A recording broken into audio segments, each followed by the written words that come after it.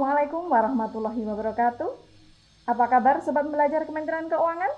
Semoga Sobat Belajar dalam keadaan sehat. Sobat Belajar Kementerian Keuangan, pada tahun 2021 ini, pemerintah telah mengalokasikan dana desa sejumlah 72 triliun, meningkat sedikit lebih daripada tahun 2020. Sobat Pembelajar, pada kesempatan ini kita akan berbincang dengan Pak Thohirin. Beliau adalah Widyaiswara Balai Keuangan Malang, seorang akuntan, ahli keuangan negara, barang milik negara, dan dana desa. Dengan fokus perbincangan kita pada kesempatan ini, khusus tentang BLT dana desa. Lalu kalau ini Pak, syarat-syarat penerima BLT desanya apakah ada perubahan Pak di PMK 94 ini Pak? Ini kalau syarat-syaratnya memang agak sedikit modifikasi. Yang pertama jelas kehilangan mata pencarian, kan dengan adanya PPKM ini berdampak ya, ada beberapa kehilangan. Yang kedua, belum terdata. Jadi kan kita tahu teman-teman di Kemensos juga melakukan pendataan. Kalau misalnya nggak terdata, dia bisa dimasukkan. Kemudian mempunyai keluarga yang rentan sakit menahun atau kronis. Nah ini yang cukup unik. Yang keempat, jadi ketika ada satu keluarga penerima manfaat, dia mendapatkan manfaat dari APBN, APBD. Ternyata APBN-nya berhenti nih, nggak sampai setahun. Dia boleh dimasukkan ke dalam BLT dana desa. Ini yang cukup unik, dimana kalau di tahun periode sebelumnya kan diaturnya ya udah kalau udah terima dari APBN ya sudah nggak boleh BLT dana desa. Ternyata yang penerimaan APBN katakanlah nggak utuh setahun, jadi dia boleh dimasukkan ke dalam program BLT dana desa. Ini yang membedakan dengan aturan-aturan sebelumnya. Jadi agak sedikit longgar. Artinya apa? Kami nggak dapat lagi dari APBN, boleh dong dimasukkan BLT dana desa. Sekarang boleh. Seperti itu. Mudah-mudahan bisa menambah membantu perekonomian masyarakat Pak ya. Betul ya. Lalu kalau dalam APBDes itu berapa sih Pak sebetulnya besaran BLT desa itu Pak? Jadi ini ada 3 kategori ya. Pertama untuk yang dana BLT desanya itu dana APBDes-nya itu yang dari dana desanya di bawah 800 juta, maka dia maksimal 25%. Jadi katakanlah misalnya dapat 600 ya, dikalikan saja 25%. Tapi untuk yang rentang 800 sampai dengan 1,2 M itu maksimalnya dinaikkan jadi 30%. Sementara yang dana desanya mendapatkan lebih dari 1,2 M itu dia boleh sampai 35%. Jadi kalau kita tahu kan dari 72 triliun itu penerimanya 74.000 sekian, itu rata-rata 956 juta per desa. Tapi dengan formula kan beda-beda. Nah, ini kita bikin regulasi. Jadi dilihat saja di desa itu berapa dana desa yang diterima dari APBN. Itu yang akan menjadikan batasannya seperti itu. Nah, ada kekhususan kalau misalnya keluarga miskinnya lebih besar daripada alokasinya, boleh saja menganggarkan lebih besar dari persentase tadi. Yang penting ada prosedurnya dilalui, ada musyawarah desanya seperti itu.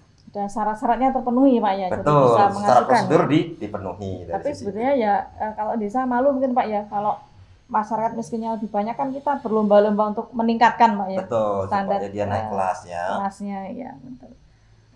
Lalu ini Pak, kalau BLT desa itu apakah menampung keluarga miskin penerima bantuan sosial lainnya yang dari APBD atau PPN? Oh tadi bisa ya Pak ya? Ya bisa. Cuman ini jadi ada hal yang cukup unik. Misalnya nih, secara data nggak tercapture satu keluarga itu ternyata kedata di BLT desa juga dapat, kemudian di APBN juga dapat. Itu yang sudah terlanjur sudahlah.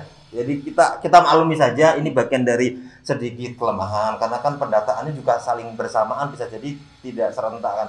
Kalau ketahuan bahwa satu KPM itu mendapatkan double, yang sudah terlanjur jangan diotak-atik ya. Yang ke depan baru ya sudah stop BLT dana desanya. Tapi kalau memang nyata-nyata terhenti dari APBN, nyata-nyata terhenti dari APBD, boleh dimasukkan dalam KPM BLT dana desa. Atau tidak dapat sepenuhnya tadi Pak ya. Betul, jadi pernah dapat ya. Kemudian nggak dapat itu masih bisa dapat ya. Betul, dari sisi itu.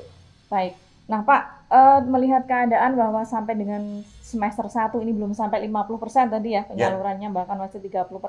Mungkin nggak Pak pemerintah pusat itu tuh mengambil alih itu terkait dengan BLT desa ini Pak? Jadi memang kita memberikan kesempatan kepada pemerintah desa, pemerintah kabupaten untuk sampai dengan September. Harapannya sih pemerintah pusat tidak langsung take action terkait dengan ini. Tetapi klausul itu dimungkinkan kalau memang ternyata sudah diberikan kelonggaran, karena PMK ini kan keluarnya bulan Juli ya, ada tenor sampai dengan September. Semoga sih pemerintah pusat itu tidak ambil alih, tetapi memang dimungkinkan kalau ternyata memang tidak ada satu progres. Harapannya sih ini kita berikan kewenangan kepada Pemda desa untuk bisa memanfaatkan momen ini untuk, karena yang para KPM ini nunggu-nunggu nih kapan BLT desa sampai kepada kami, seperti itu.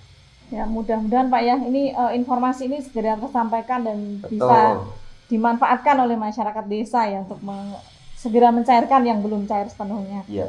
Oke Pak, apakah perlu Pak dilakukan pendataan kembali Pak terkait dengan BLT desa? Karena tadi ada yang sudah terima dari APBN, kemudian ada yang belum. Nah itu apakah perlu? Nih idealnya sih dilakukan pendataan lagi ya di tahun anggaran 2021, karena dimungkinkan tadi ada penambahan, kemudian juga dapat menampung keluarga miskin tadi, dapat bansosnya terhenti, boleh ditambah ya. Kemudian ya ada juga dimungkinkan adanya musyawarah insidentil. Jadi memang sebaiknya pendataan ulang, karena kan kita memungkinkan ada keluarga-keluarga yang belum masuk itu bisa dimasukkan kembali, seperti itu. Jadi ini ya Pak ya, yang bulan kemarin yang belum segera dicairkan, kemudian Betul. kalau memang masih memungkinkan untuk proses pendataan kembali, didata kembali ya dengan musyawarah jadi desa. bisa memasukkan KPM BLT dana desa yang baru supaya dia bisa aktif. Oke, baik. Lalu ini Pak, sebelum penutup nih Pak, mungkin bagaimana nih Pak peran kepala desa dalam penyaluran BLT desa ini Pak? Jadi ini peran Kades ini sangat strategis ya. Jadi Kades menyampaikan realisasi untuk KPM-nya, kemudian juga Kades melakukan pendataan ya untuk data tahun 2021 agar update, kemudian juga memperhatikan penduduk miskin yang terkena dampak COVID ya, PPKM dengan segala macam aturannya tentu berdampak kepada para keluarga-keluarga miskin yang ada di desa ya. Kemudian juga hal yang cukup penting, kalau ini kan kita mengantisipasi tahun 2022 itu mendapatkan BLT desa juga harus melakukan input nih maksimal tanggal 31 Desember 2021 ya di dalam sistemnya yang Diskudes yang ada di tingkat desa. Kemudian dana desa untuk BLT desa yang telah disalurkan dibayarkan kepada KPM tidak melebihi bulan berkenaan tadi. Jadi kalau misalnya sekarang September nggak boleh membayarkan Oktober, berarti dia nggak bisa mengajukan di bulan-bulan selanjutnya. Ini yang menjadi poin, dan memang peran Kades ini cukup sentral di dalam proses pemberian BLT dana desa. Oke. Baik Pak, dari perbincangan kita nih Pak terkait dengan perubahan peraturan PMK 94 2021 yang paling baru ini, kesimpulan apa Pak yang bisa ditarik Pak dari perbincangan kita pagi hari ini? Kesimpulannya bahwa pemerintah, Kemenku beserta jajarannya dan juga kementerian lain semua berkomitmen untuk membantu masyarakat.